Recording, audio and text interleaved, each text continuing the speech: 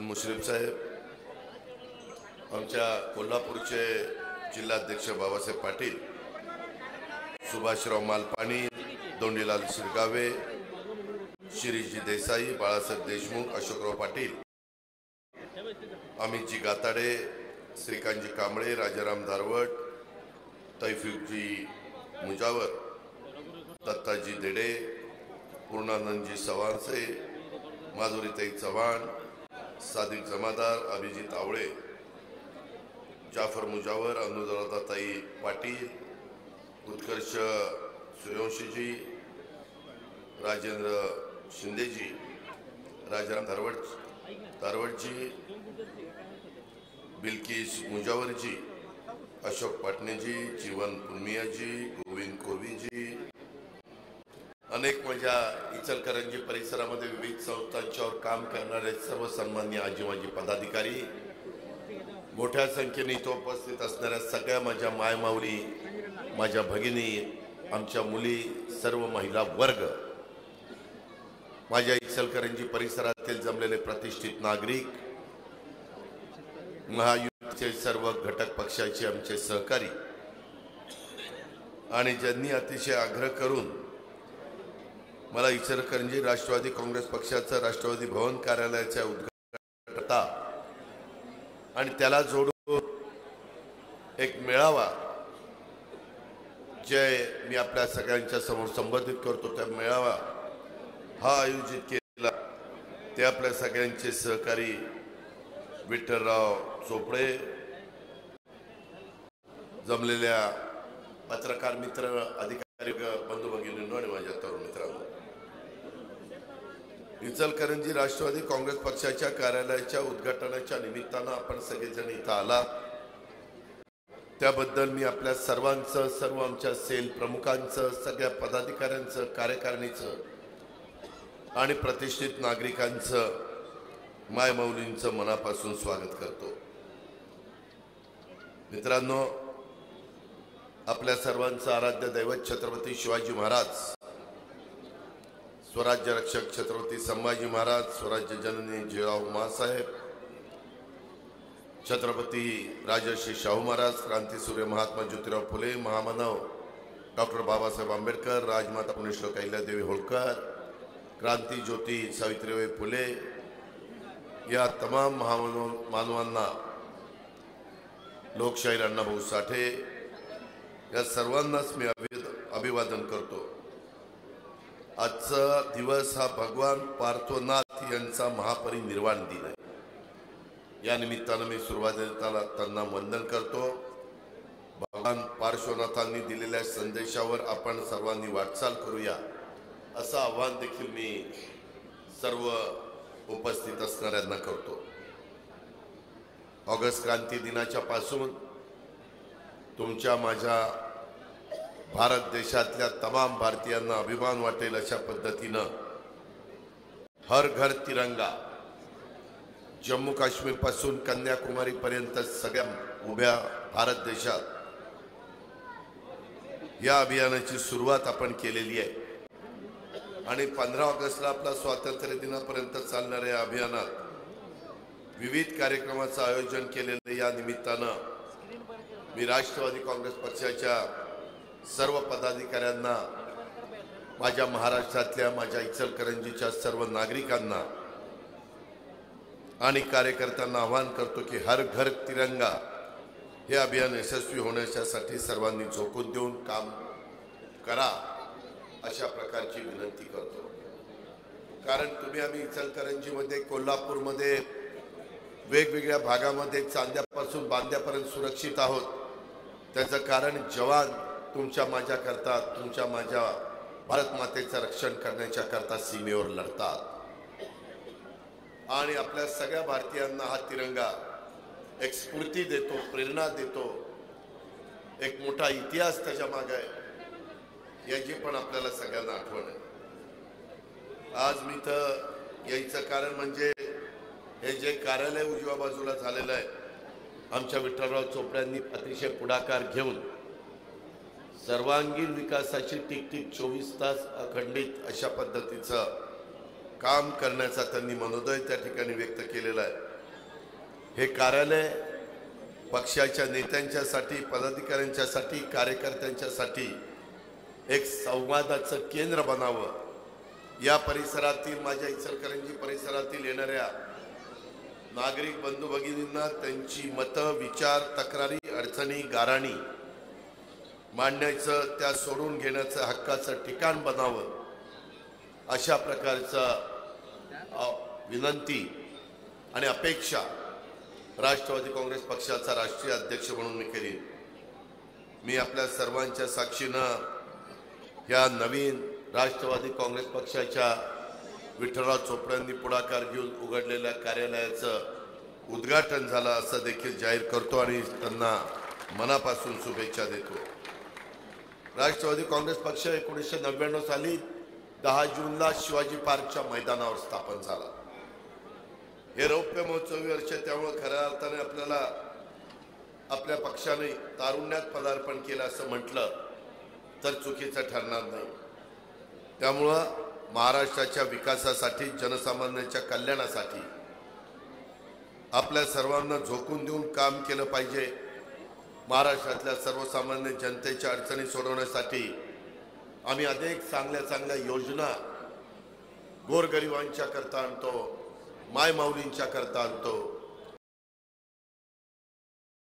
माझ्या शेतकरी बांधवांच्या करता आणतो आणि ह्या सगळ्या योजना, हे उपक्रम शेवटच्या माणसापर्यंत, शेवटच्या महिलेपर्यंत पोहोचवण्याचं काम हे महायुतीच्याही कार्यकर्त्यांनी केलं पाहिजे, तसंच राष्ट्रवादी काँग्रेस पक्षाच्याही कार्यकर्त्यांनी ते काम करावं, अशा प्रकारचं आव्हान मी आजच्या सभेच्या निमित्तानं करतो। मला एक गोष्ट इचलकरंजीकरांना सांगायची की महाराष्ट्राच्या इतिहासामध्ये विणकर समाजाचं स्थान मोठं आहे। 2 दिवसापूर्वीच मी येवल्याला होतो। येवल्याची काय परिस्थिती आणि तिथली पैठणी जगाच्या बाजारपेठेत कशी लोकप्रिय झालेली आहे, भारतात कशी लोकप्रिय झालेली आहे, माझ्या मायमाऊली, माझ्या महिलांच्या मध्ये किती लोकप्रिय झालेली आहे, हे पण आपण सगळेजण पाहता। परंतु त्याच्यामध्ये जो कष्ट करणारा आमचा विणकर आहे, जो कष्ट करणारा आमचा कामगार आहे, आपल्या बोटात असणाऱ्या कलेच्या जोरावर विणकर समाजाने महाराष्ट्रात सामाजिक जीवनात आपलं एक वेगळं आगळं अशा प्रकारचं स्थान निर्माण केलेलं आहे। हा समाज माझा कष्टाळू आहे, प्रामाणिक आहे, कलापोषक आहे, कलोपासक आहे।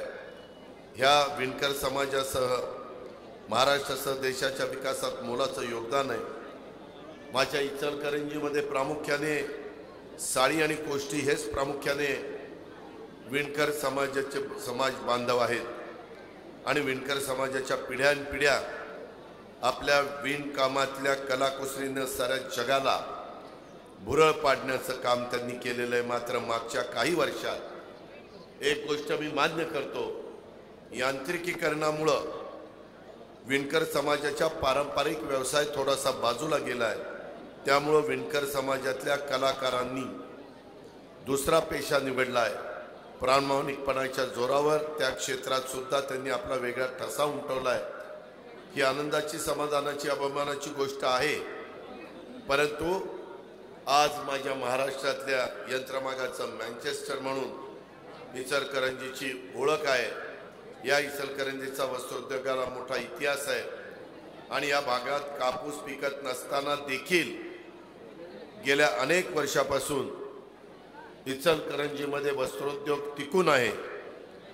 वाढी वीज दर, मजुरांचे वाढलेले दर, सुतांचा वाढलेला भाव यासह अनेक अडीअडचणीचे मुद्दे आमच्या वस्त्रोद्योगांच्या समोर आहेत। मात्र त्यातून मार्ग काढून वस्त्रोद्योग विभागाला चालना देण्यासाठी राज्य सरकार यांनी एकात्मिक वस्त्र धोरण 2023 ते 28 आणलेलं आहे आणि त्याच्यामध्ये साधारण 25,000 कोटी रुपयाची गुंतवणूक आकर्षित करण्याचं आणि महाराष्ट्रामध्ये माझ्या मालेगाव, येवला, इचलकरंजी ज्या भागामध्ये यंत्रमाग आहेत तिथं 5 लाख लोकांना रोजगार निर्माण करण्याचं आमचं लक्ष्य आहे। आज मला बोलत असताना मगाशी विठ्ठलराव चोपड्यांनी अनेक वेगवेगळ्या प्रकारचे प्रश्न तुमच्या सगळ्यांच्या साक्षीनं इथं मांडले। त्याच्यामध्ये यंत्रमाग वीज बिलाच्या बद्दल त्यांचं म्हणणं आम्ही निर्णय घेतला, परंतु काही बाबतीमध्ये अशी नेख बसलेली आहे, अशी त्याच्यात अडचण आलेली आहे की त्या वीज बिलाचा फायदा माझ्या विणकरांना होत नाही, यंत्रमाग धारकांना होत नाही। खरं तर मीच अर्थमंत्री असताना हा निर्णय घेतलेला आहे। माझी विठ्ठलराव चोपड्यांना विनंती आहे की सध्या जनसन्मान यात्रेच्या निमित्तानं महाराष्ट्रामध्ये मी सगळीकडे फिरतोय आणि त्याच्यामुळं मंगळवार बुधवार मी मुंबईमध्ये असतो। माझा इथं स्टाफ आलेला आहे, त्यांना मला सगळ्यांना सांगायचं आहे, चोबे आहेत, विकास पाटील आहेत, वेद पाठक आहेत, की तुम्ही विठ्ठलराव चोपड्यांना मी ज्या दिवशी मुंबईमध्ये कॅबिनेटच्या निमित्तानं आहे त्या निमित्तानं पाठवून द्या, माझी दिवस त्यांना कळवा। मग तिथं आल्यानंतर मी ऊर्जा विभागाला बोलवीन, वस्त्रोद्योग विभागाच्या सगळ्या अधिकाऱ्यांना बोलवीन आणि जे काही तुमचं दुखणं आहे ते दुखणं फायनान्सवाल्याला पण बोलवीन, ते दुखणं दूर करून तुम्हाला एक त्याच्यात खऱ्या अर्थाने मदत करण्याची भूमिका ही माझ्याकडनं होईल। दुसरा, खरं तर आपल्या इथं वरच्या भागामध्ये पाऊस मोठा पडतो। इचलकरंजीला पिण्याचा पाण्याचा प्रश्न आज देखील गंभीर आहे। देशाला स्वातंत्र्य मिळून 75 वर्षाचा काळ लोटला असताना एवढं महत्वाचं शहर, तिथं अनेक लोक, अनेक नाना रंगाचे, नाना ढंगाचे, नाना जातीचे लोक गुण्या गोविंदाने राहतात आणि तिथं मात्र पाण्याच्या बद्दल सतत काही ना काही प्रश्न निर्माण होतात। त्यांना शुद्ध, चांगलं, भरपूर पाणी ते त्या ठिकाणी मिळू शकत नाही। मी एवढंच या निमित्तानं सांगतो की याच्यात बारकाईनं लक्ष घालून त्याच्यामध्ये माझ्या इचलकरंजीच्या प्रमुखांचं पण मत जाणून घेऊन इचलकरंजीकरांचं हे अनेक वर्षाचं दुखणं दूर करण्याच्या करता राज्याचा अर्थमंत्री म्हणून मी आणि कोल्हापूर जिल्ह्याचा पालकमंत्री म्हणून मुश्रीफ साहेब आम्ही दोघंही त्याच्यात लक्ष घालू आणि तुम्हाला न्याय देण्याचं काम त्या बाबतीमध्ये करू। आम्हाला पण खंत आहे की मागे आम्ही याबद्दलचं लक्ष घातलं, परंतु काही ना काही त्याच्यामध्ये वेगवेगळ्या प्रकारच्या अडचणी आल्या। इथनं पाणी नको, तिथनं पाणी नको, इकडनं आणलं पाहिजे, तिकडनं आणलं पाहिजे। जे लॉंग टर्मच्या दृष्टीनं माझ्या इचलकरंजीकरांच्या फायद्याचं असेल ते करण्याचं काम आपण इचलकरंजीकरांना विश्वासामध्ये घेऊन त्या बाबतीमध्ये करू। तसंच आमच्या विठ्ठलरावांनी बोलत असताना एक शेरा पडलेला आहे, शास्त्रीकरांचा त्याच्यामध्ये काही समस्या आहे, त्या देखील सोडवत मागं मी पिंपरी चिंचवडला असं शास्त्रीकरांच्या बाबतीमध्ये लक्ष घालून त्याच्यातनं मार्ग काढलेला आहे। एकत्र बसलं, समस्या समजून घेतली तर मार्ग निघतो। विठ्ठलराव, तुम्ही ह्या आठवड्यात येताय त्यावेळेस वीज बिलाचं, पाण्याचं आणि हा जो काही शास्त्रीच्या संदर्भात शेरा पडलेला क1 याबद्दलचं जे काही दुखणं आहे ते पण मला त्या दिवशी सांगा, मी त्या अधिकाऱ्यांना बोलवीन आणि काय नक्की दुखणं आहे, कॅबिनेट पुढे न्यावं लागेल का मंत्र्याची सहीपर्यंत काम होईल ही चर्चा करून तिथंही आपण पुढे जाण्याचा प्रयत्न करू। इथलं तुमचं IGM 300 बेडचं हॉस्पिटल, इतकं चांगलं हॉस्पिटल, परंतु तिथं स्टाफ नाही, तिथं चांगले डॉक्टर नाही, त्याच्यामुळे आमच्या लोकांना तिथं उपचार मिळत नाही। खरं तर आता वैद्यकीय शिक्षण मंत्री या नात्याने मुश्रीफ साहेबांनी पण त्यांना जे काही स्टाफ लागत होता त्या स्टाफच्या भरतीला आम्ही मान्यता दिली आणि सार्वजनिक आरोग्य विभागाचे पण जे हॉस्पिटल आहे त्याही बद्दल डिपार्टमेंटनी मागणी केली, थोडीशी भरती करण्याच्या करता NPSC त्यामार्फत आम्हाला जावं लागतं।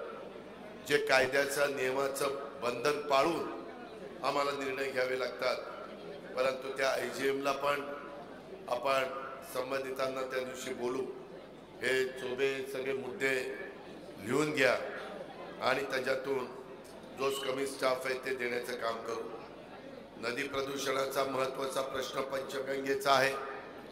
काळा ओढा प्रदूषण कमी करण्याच्या करता काही तुमचा प्रपोजल आहे खरं तर सगळीकडे एवढ्या चांगल्या नदे नाले ओढे हे चांगले व्हायचे, परंतु नंतर लोकसंख्या वाढली तसं त्याच्यामध्ये पाणी प्रदूषित झालं, ड्रेनेजचं पाणी सोडण्यात आलं. जे प्रदूषण करणारे इंडस्ट्री आहेत त्यांचं पाणी सोडण्यात आलं आणि त्याचा जबरदस्त फटका नदीच्या काठी असणाऱ्या आमच्या नागरिकांना बसायला लागला. आणि त्याच्यामुळे हेही प्रदूषण कमी करण्याची मागणी आणि झोपडपट्टी पुनर्वसनाचं कामच इथं झालेलं नाही. कोणत्याही योजनेमध्ये ते बसवावं. खरं तर अलीकडे इकॉनॉमी विकर सेक्शनच्या करता देखील घरबांधणीचा कार्यक्रम केंद्र सरकारने 3 कोटी घरं बांधून देण्याचा कार्यक्रम जाहीर केलेला आहे. त्याच्यातला काही भाग आपण आपल्या भागामध्ये कसा आणता येईल आणि त्याला तुमच्या झोपडपट्टी धारकांना न्याय कसा देता येईल हेही आपण त्या ठिकाणी पाहू. पुरवठा कार्यालय इथं आहे, पण तिथं कार्यालयाबाबत आस्थापना मंजुरी नाहीये आणि त्यामुळे तिथं काम होत नाही. असे छोटे छोटे दुखणे आहेत. मध्यवर्ती प्रशासकीय इमारत सर्व कार्यालय एकाच इमारतीमध्ये, त्याला आम्ही सेंट्रल बिल्डिंग म्हणतो. राज्यामध्ये अनेक भागामध्ये आम्ही तशा प्रकारच्या सेंट्रल बिल्डिंग तयार केलेल्या आहेत, परंतु आपल्या इथं पण नवी इमारत पाहिजे या प्रकारची तुमची मागणी आहे.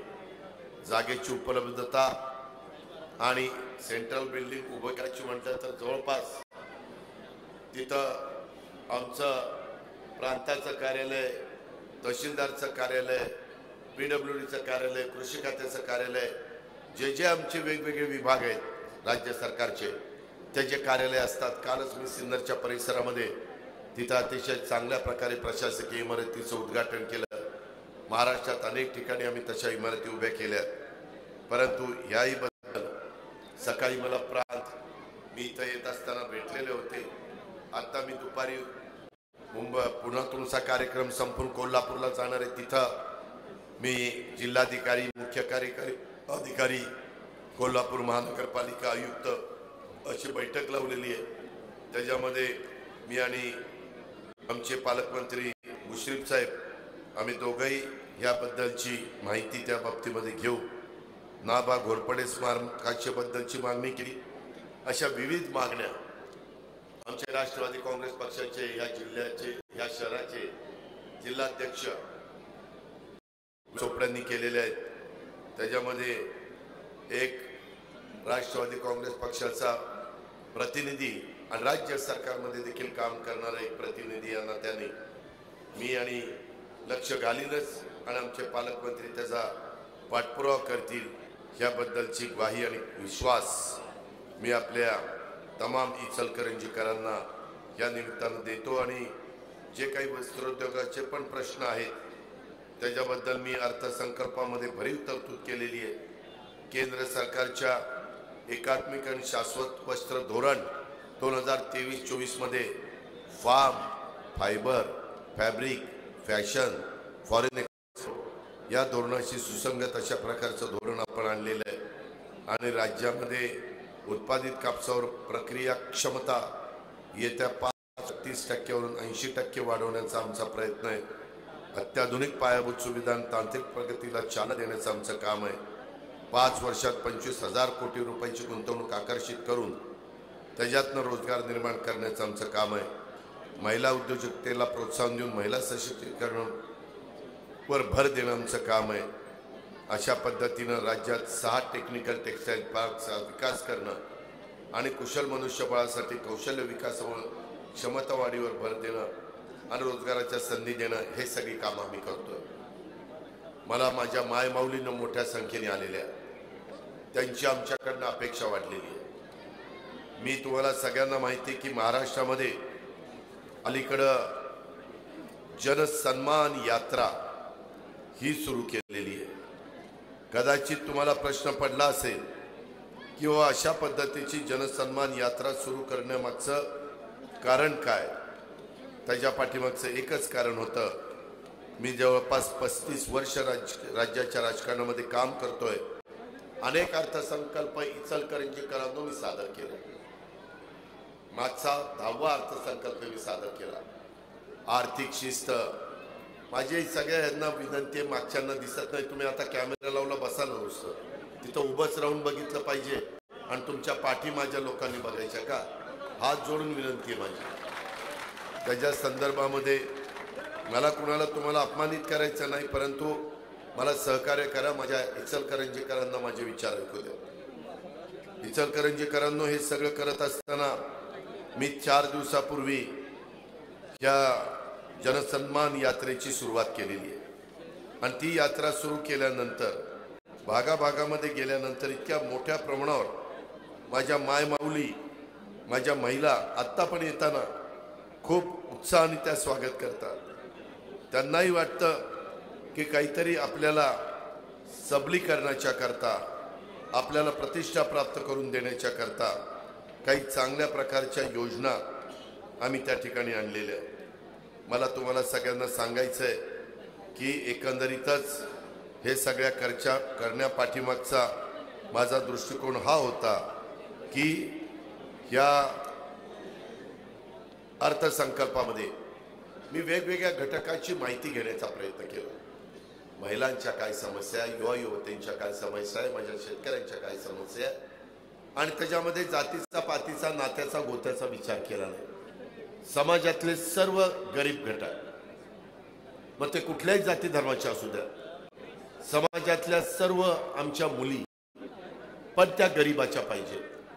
यावेळेस मी राज्यामध्ये फिरतो की मला गरिबी कमी करायची आणि विकास हा मला माझ्या शाहू फुले आंबेडकरांच्या महाराष्ट्रामध्ये त्या ठिकाणी करायचा। महायुतीचं सरकार, एकनाथराव शिंदे, देवेंद्र फडणवीस, मी आणि आमचे सगळी मंत्रिमंडळातील टीम, आम्ही त्या पद्धतीनं झोकून देऊन काम करतो।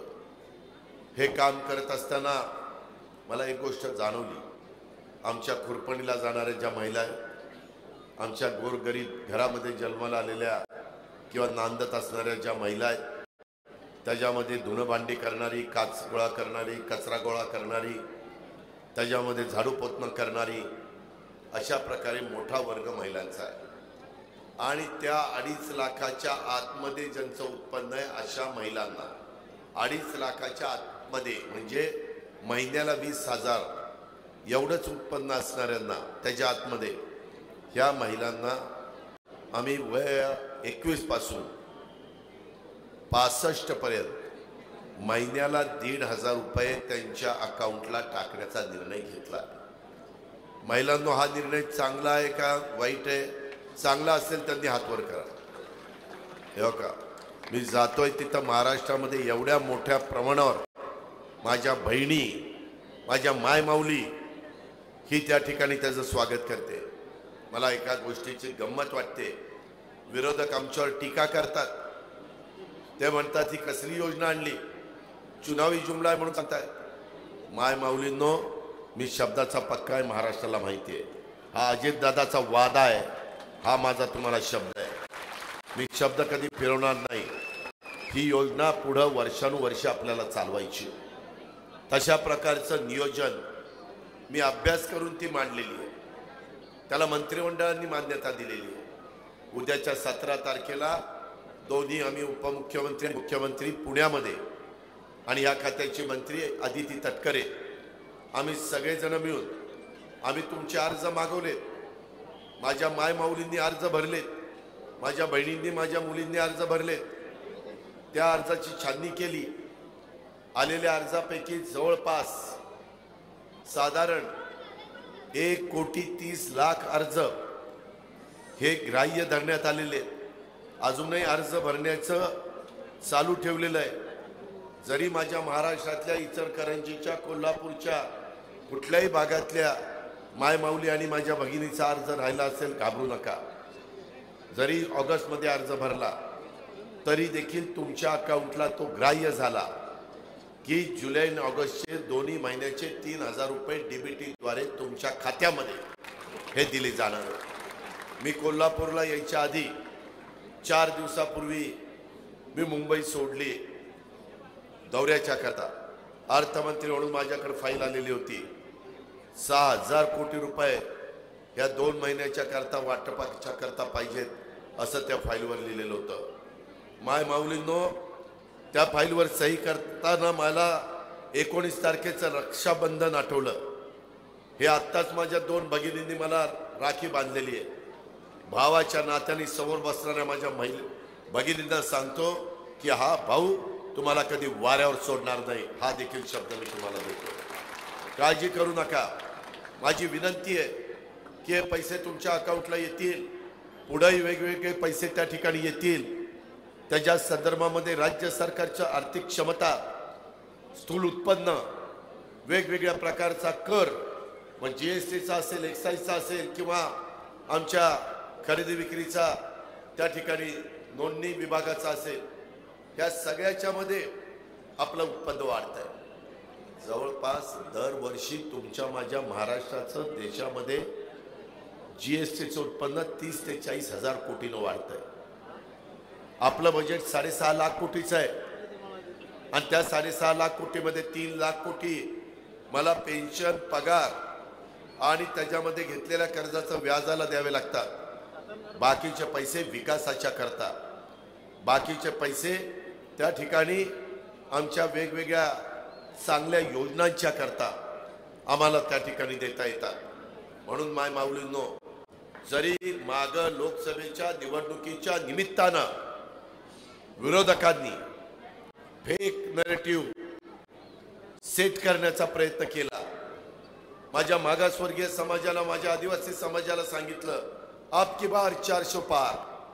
400 पार कशाला यांना करायचं? यांना संविधान बदलायचं, यांना त्या ठिकाणी कायदा घटनेमध्ये बदल करायचा आहे, आरक्षण काढायचं आहे. आम्ही जीव तोडून महाराष्ट्राला सांगत होतो, हे खोटं बोलतायत, चुकीचं बोलतायत, दिशाभूल करतायत, त्यांच्यावर विश्वास ठेवू नका. परंतु माझ्या महाराष्ट्रातल्या अनेक भागामध्ये हा मतदार राजा आहे. त्यांनी कुणावर विश्वास ठेवावा व कुणावर ठेवू नये हा तुमचा अधिकार आहे. त्याच्याबद्दल मी विनंती करू शकतो, याच्यापेक्षा जास्त काही करू शकत नाही, पण हात जोडू शकतो. पण मायमाऊली आणि बांधवांनो, ह्या सगळ्याच्या बाबतीमध्ये माझ्या मागासवर्गीय समाजाला वाटायला लागलं की बाबा खरंच आपलं आरक्षण जाईल काय, खरंच संविधानाच्या बद्दल काही निर्णय होईल काय. त्याच्यातनं आदिवासीला पण वाटायला लागलं की आपल्याला ह्याचा फटका बसेल काय. माझ्या अल्पसंख्याक समाजाला वाटायला लागलं आम्ही एक सीएए कायदा केंद्राने केला. तो कशाला केला?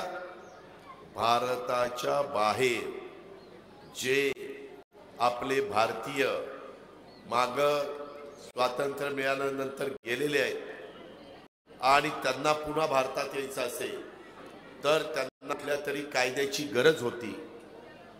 तशा प्रकारचे प्रसंग निर्माण झाले. माझ्या बांगलादेशामध्ये मोठ्या प्रमाणावर हिंदू समाज भयभीत झालेला आहे.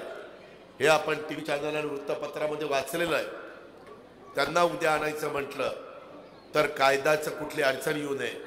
त्यावेळेस बांगलादेशमध्ये गडबड नव्हती, परंतु आता ती झालेली आहे. पण त्यावेळेस युक्रेनला गडबड झालेली होती, त्यावेळेस इस्रायलला गडबड चालू होती, त्यावेळेस वेगवेगळ्या भागामध्ये रशिया आणि युक्रेनचं युद्ध होतं. रशियामधले आपले लोक घाबरलेले होते.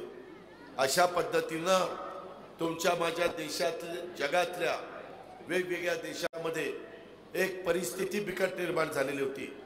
मग माझ्या भारतीयांनो, माझ्या महाराष्ट्रातल्या जनते हो, मग माझ्या कोल्हापूरच्या जनते हो, इचलकरंजी वासियांनो, जर आपल्या माणसांना परत सुरक्षित आणण्याच्या करता सीए कायदा केला, बिघडलं काय? पण केलं काय? आमच्या विरोधकांनी आमच्या अल्पसंख्याक समाजाला सांगितलं आता त्या लोकांना आणणार आणि तुम्हाला बाहेर पाठवणार, तुम्हाला कुठंतरी बांगलादेश पाकिस्तानमध्ये पाठवणार. आणि तशा पद्धतीनं एक भीती त्यांच्या मनामध्ये निर्माण झाली. त्याच्यातून वेगवेगळ्या पद्धतीनं काही मेसेज आले आणि हाही घटक आमच्यापासून दूर गेला. आज काय घडतं? आज ह्या आमच्या समाजाने ज्यांना मतदान केलं त्यांनी मधल्या काळामध्ये एक बिल आणण्याचा प्रयत्न ह्या आपल्या जमिनींच्या संदर्भामध्ये, म्हणजे कुठल्या जमिनी? वक्फ बोर्डाच्या, त्याच्याबद्दल काही कायदा आणण्याचा प्रयत्न झाला त्याच्यामध्ये ते जॉईंट सिलेक्ट कमिटीकडे गेलेलं आहे। त्याच्यामध्ये सर्व राजकीय पक्षाचे खासदार आमदार राज्यसभा लोकसभा हे त्याचे मेंबर आहेत। त्याच्यामध्ये चर्चा केली जाणार। उद्याच्याला चर्चा करत असताना कुठल्याही घटकावर अन्याय होऊ नये अशा पद्धतीचं चर्चा तिथं होणार। तिथं नितीश कुमार आहे, तिथं चंद्रबाबू नायडू आहे, तिथं शिंदे साहेबांचे पण खासदार आहेत, तिथं त्या ठिकाणी पासवान साहेबांचे खासदार आहेत। पण फेक निरेटिव्ह डेव्हलप करायचा। लोकसभेच्या निवडणुकीच्या देशामध्ये वेगळं चित्र निर्माण झालं, परंतु आपल्या महाराष्ट्रामध्ये आम्हाला फटका बसला, त्याची नोंद आम्ही घेतली आणि म्हणूनच जनसन्मान यात्रेच्या निमित्तानं आम्ही महाराष्ट्रातल्या जनतेला सांगतोय की बाबांनो, आम्ही सगळेजण संविधानाचा आदर करतोय, आम्ही संविधान दिन साजरा करतोय, आम्ही मंत्रिमंडळाचा राष्ट्रपती भवनाच्या समोर शपथविधी झाला त्यावेळेस संविधानाला नमस्कार करून पुढची सगळी कार्यवाही झाली। एनडीएची मीटिंग देखील संविधानाला नमस्कार करून झाले। आज संविधान भवन सगळीकडे बांधण्याचा निर्णय आम्ही घेतला। एवढं सगळं करत असताना का चुकीच्या गोष्टीवर आपण विश्वास ठेवता? का दिशाभूल करणाऱ्या विरोधकांच्या आरोपांना आपण बळी पडता? माझी विनंती आहे की उलट अल्पसंख्याक समाजाच्या करता आम्ही सरकारमध्ये असताना आम्ही काय केलं? मधल्या काळामध्ये पुसे सावळी का पुसे गावला एक घटना घडली, तिथं पहिला पोचला तो अजित पवार पोचला। सगळ्यांना आधार देण्याचा दिलासा देण्याचं काम केलं। विशाळवाडीच्या मध्ये लोकसभेच्या निवडणुकीची शाही देखील पुसली गेलेली नव्हती। तिथं काय झालं? कुणी केलं? तिथं देखील हाच अजित पवार गेला आणि त्या सगळ्यांना सांत्वन केलं, त्यांना आधार देण्याचं। निष्पाप लोक, काय त्यांचा दोष होता? का त्यांच्या गाड्या फोडल्या गेल्या? का त्यांच्या मोटर जाळल्या गेल्या? अहो, शिवशाहू फुले आंबेडकरांची 18 पगड जाती 12 बलुतेदारांना बरोबर घेऊन हिंदवी स्वराज्याची स्थापना केली। त्या शिवाजी महाराजांच्या पुढे आपण नतमस्तक होतो। त्यांचा इतिहास ऐकल्यानंतर अंगावर आजही शहारा निर्माण होतो, शारे उभे राहतात। ही परिस्थिती आहे। परंतु काही जण वेगळ्या पद्धतीचं राजकारण करायचा प्रयत्न करतायत, स्वतःची पोळी भाजण्याचा प्रयत्न करतायत। याच माझ्या जसं आम्ही बहुजन समाजाच्या करता सारथी काढलं, मागासवर्गीय समाजाच्या करता बार्टी काढलं, ओबीसी समाजाच्या करता आम्ही महाज्योती काढलं, आमच्या आदिवासी समाजाच्या करता आम्ही टाटी काढलं। आमचा मातंग समाज आमच्याकडे मागण्या करत होता की दादा, सरकार आम्हाला महाराष्ट्र सरकारमधल्या मंत्र्यांना विनंती करायची, मुख्यमंत्र्यांना विनंती करायची की आमच्या करता काही करा। बार्टीचा उपयोग आम्हाला जास्त होत नाही, त्यांच्या करता आरटी ही संस्था आम्ही काढली। आम्ही काम करणारे आहोत, आम्ही वेळ मारून देणारे नाही। ह्या गोष्टीची आठवण या इचलकरंजीच्या सभेच्या निमित्तानं मला इचलकरंजीकरांना नाही द्यायची आणि महाराष्ट्राला पण द्यायची। इथपर्यंत आम्ही थांबलो नाही। माझ्या अल्पसंख्याक समाजाच्या करता मार्टी अनेक राज्यकर्ते आले, अनेक सरकार झाली, काँग्रेसची सरकार झाली, मतं घेतली काँग्रेसने, परंतु कधी मार्टी ही संस्था काढण्याचा प्रयत्न केला नाही। आता मात्र आम्ही सरकारमध्ये असताना मार्टी काढून दाखवलं। अल्पसंख्याक समाज त्याचा कधी विचार करणार आहे का नाही? त्याच्या संदर्भामध्ये हे जे काही चाललेलं आहे, आम्हालाही वाटतं सर्व धर्म समभाव, सगळ्या जाती धर्माच्या लोकांनी अतिशय गुण्या गोविंदानी या महाराष्ट्रात राहावं, या भारतात राहावं, पण भारतीय म्हणून राहावं। शेवटी आज ऑलिम्पिक चाललेलं आहे। आज आपले खेळाडू तिथं वेगवेगळ्या प्रकारे पारितोषिक मिळवत आहेत, मेडल मिळवत आहेत। आज दुपारी देखील आम्ही त्या ठिकाणी त्यांच्या आई वडिलांचा सत्कार इथं आयोजित केलेला आहे कोल्हापूरला। या गोष्टी आपण ध्यानात घ्या। तुमच्या माझ्या भागामध्ये देखील तेजस्विनी सावंत, त्याच्या संदर्भात सोबत कितीतरी चांगले चांगले खेळाडू तुमच्या माझ्या कोल्हापूरच्या मातीमध्ये निर्माण होतात। याची आठवण आपण ठेवली पाहिजे आणि त्यांना प्रोत्साहन दिलं पाहिजे। ते काम आम्ही त्या ठिकाणी करतोय। परंतु काही जण दिशाभूल करण्याचं काम करतायत। माझ्या आया बहिणींना, माझ्या माय माऊलींना, माझ्या युवतींना आणि सर्व जाती धर्माच्या माझ्या सहकाऱ्यांना विनंती आहे की बाबांनो, राजकारणाच्या करता राजकारणाच्या पलीकडे जाऊन समाजकारण केलं पाहिजे, मानवांचे विचार ऐकले पाहिजे, त्या रस्त्याने जाण्याचा प्रयत्न केला पाहिजे। आता आम्ही इतर समाजाच्या मुलींना मोफत शिक्षण नव्हतं, ती खंत आमच्या मनामध्ये होते। मागासवर्गीय समाज, आदिवासी समाज, त्या मुली कुठलंही शिक्षण घेऊ शकतात, त्याचा खर्च सरकार करतं। पण आम्हाला इतर समाजाच्या मुली म्हणल्या, मी गरीब आई वडिलांच्या पोटी जन्माला आलो, परंतु वेगळ्याच समाजामध्ये आलो म्हणून आम्हाला शिक्षण घेता येणार नाही। आम्ही इतके दिवस त्यांना 50% फी आम्ही उच्च शिक्षणाच्या करता देत होतो। मी पुन्हा माझ्या फायनान्सच्या लोकांना बोलवलं आणि त्यांना विचारलं की याला किती अधिकचे पैसे लागतील। त्यांनी सांगितलं 1,500 कोटी रुपये अधिकचे लागतील। आम्ही निर्णय घेतला, अर्थसंकल्पात जाहीर केलं, ज्या गरीब घरामध्ये जन्माला आलेल्या मुलीला कॉलेजचं शिक्षण घेण्याच्या करता आई वडिलांच्याकडे पैसे नसले तर 50% दिलेल्या रकमेमध्ये देखील तिला अधिकचे पैसे टाकता येत नसतील आणि ती शिक्षणापासून वंचित राहत असेल तर तिला राहिलेले पण 50% रक्कम राज्य सरकार देईल, अशा प्रकारचा निर्णय आम्ही घेतला। आता त्या गरीबाच्या मुलींना डॉक्टर व्हावं, इंजिनियर व्हावं, CEO व्हावं, पायलट व्हावं, जे कुठलं शिक्षण तिला घ्यायचं असेल ते तिनं घ्यावं। तिचा खर्च, आई वडील तिचे गरीब आहेत, ती इतर समाजामध्ये जन्माला आलेली आहे म्हणून ह्या महाराष्ट्रामध्ये तिला शिक्षणापासून आम्ही नाही, अशा प्रकारचा निर्णय ह्या महायुतीच्या सरकारने घेतलाय।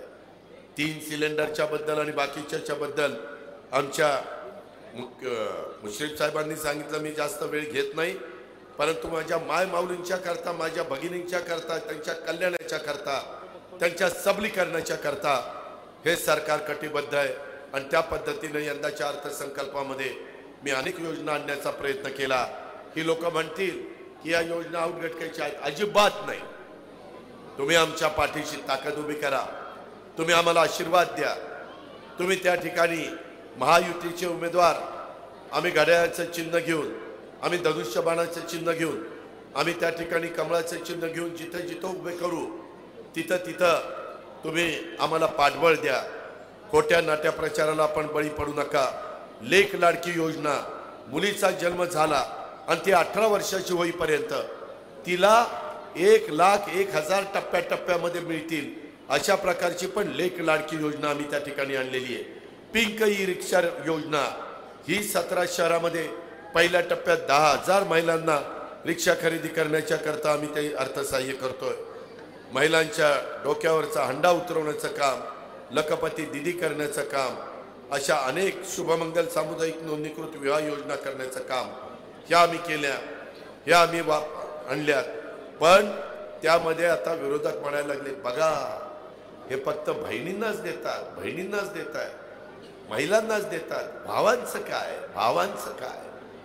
भावांना देखील 3 हॉर्सपॉवर, 5 हॉर्सपॉवर, 7.5 हॉर्सपॉवरची पंप इलेक्ट्रिक मोटारी, त्याचं वीज बिल आम्ही माफ केलेलं आहे, त्यांनी भरायचं नाही। त्यांनी त्यांची शेतीवाडी करावी, इथून पुढचं वीज बिल भरायचं नाही, मागचं वीज बिल द्यायचं नाही, तुम्ही तुमची शेतीवाडी चांगली करा। हे माझ्या भावंडांच्या करता नाही आम्ही योजना आणली, 15,000 कोटीची जबाबदारी आम्ही उचलली।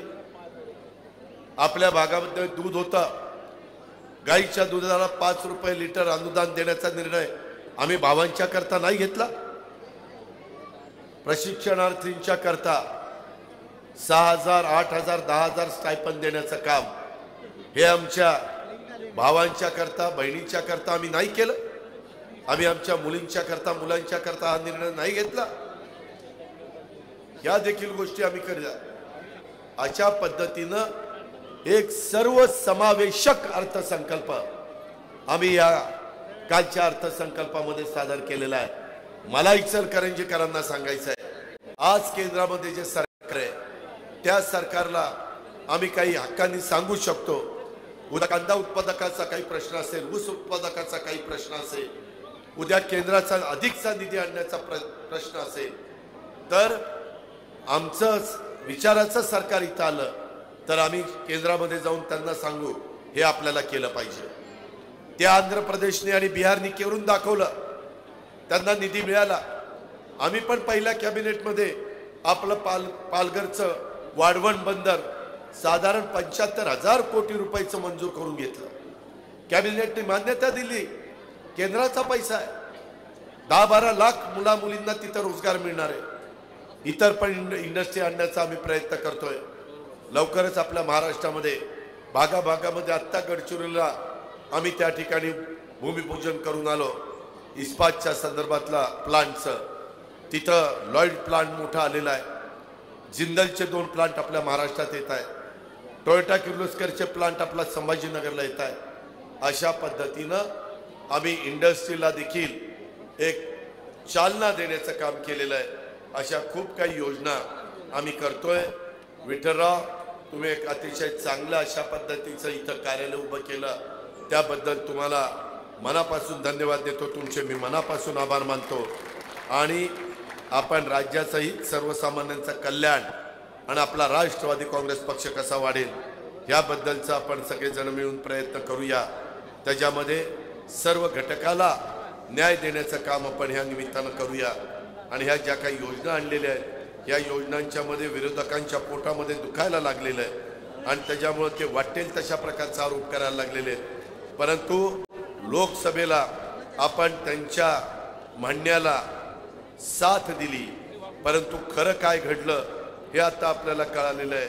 आता मात्र विधानसभेच्या निवडणुकीच्या निमित्तानं आपण महायुतीला साथ द्या आणि आम्ही आणलेल्या चांगल्या चांगल्या योजना पुढेही तुमच्याकरता कायमच्या चालू राहाव्यात अशा प्रकारे आपण त्या ठिकाणी काम करा. अशा पद्धतीनं आपला पवित्र बहुमोल अशा प्रकारचं पाठिंबा आणि बटन दाबण्याचं काम हे आपण उद्याच्या काळामध्ये करावं असं माझ्या माय माऊलींना, माझ्या बहिणींना, माझ्या बांधवांना, शेतकरी बांधवांना सगळ्यांना आव्हान करतो. तरुण तरुणींना आव्हान करतो आणि आपल्या सगळ्यांची रजा घेतो. जय हिंद, जय महाराष्ट्र. धन्यवाद दादा. आता इथं काही पक्षप्रवेश आपण घेणार आहे आणि दादा जे